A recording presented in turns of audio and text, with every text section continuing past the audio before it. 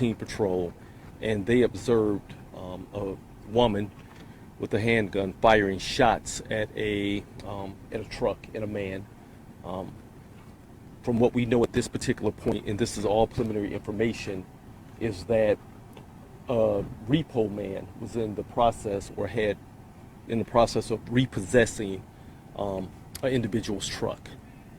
The repossession took place on the next block or street over, and he drove on this street, Nottingham Street, to secure the vehicle. We believe at this time from the information that the car owner came and tried to stop the repossession, said something to the effect of "you're stealing my car," and fired multiple shots at the repo man and his truck.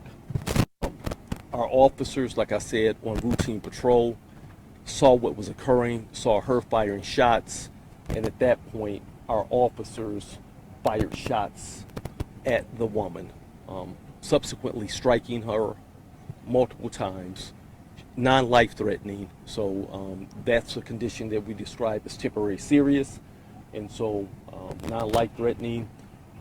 At this time, struck in the arm, maybe the leg, and so she's going to survive.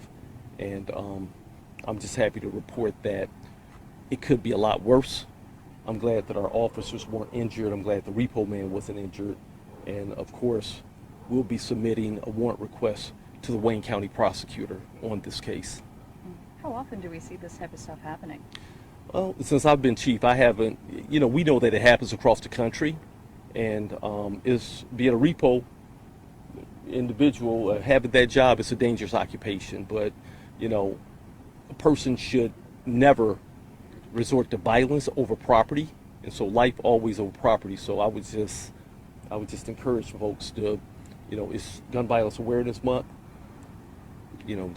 Just never resort to violence over property, only in the defense of others. And so our officers fired shots in the defense of what we believe an individual shooting at another person that was unarmed. Was there anybody else out? Any children? I just noticed a lot of children out playing basketball. So I didn't know if there was anyone out. Further investigation. So we have our teams here, and they'll be conducting canvasses, talking to witnesses, and to identify anybody who may have saw. Of course, we'll look at video assets. Everybody has Ring doorbells, etc., and it'll be a thorough review. I know it's really early right now, but do we know if she really thought the car was being stolen? Did she know it was a repo guy? Or I don't want to be the person that speculates, and so our investigation will reveal that, but that's the story that we have at this particular point. We do know that she fired shots. We have the weapon recovered, and also we have shell casings out there. So a lot of shell casings. Pretty big scene, and we'll keep you all updated. Are both of these scenes, because I know there's one here and there's one over there. Are they Is that a part of it? connected? Are they connected? Yes, all connected.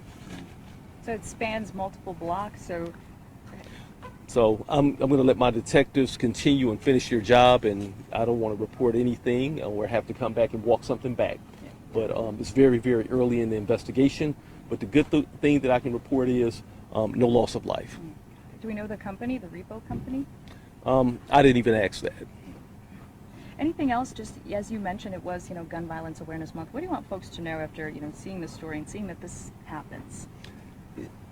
Just think, because when you pull that trigger, you can't retract the bullet. And oftentimes in court, as you see, folks will say, "I'm sorry, I didn't know." So I just need everybody just to think. does it appear that she shot first and asked questions? I guess never at this point, but did she shoot first without even asking the guy who he was? I got it. Understandable. We will see. Like I said, it's early in the investigation, and definitely don't want to see anything that could compromise the court case. Is it frustrating to see this kind of stuff happening in the middle of the day with kids running around?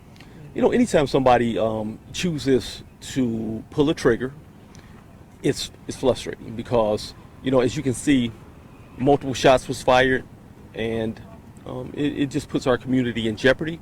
And we did also, I will say this, our technology, our ShotSpotter, we got ShotSpotter alerts over here as well. So Our officers were doing what they're supposed to do, being on proactive patrol, and I just let you know that our technology shot spotter did pick up the sound of gunfire. Thank you. Anything else? Well, thank you. Nope. Thank you, Chief. Thank Appreciate you your all. time. Thank you all.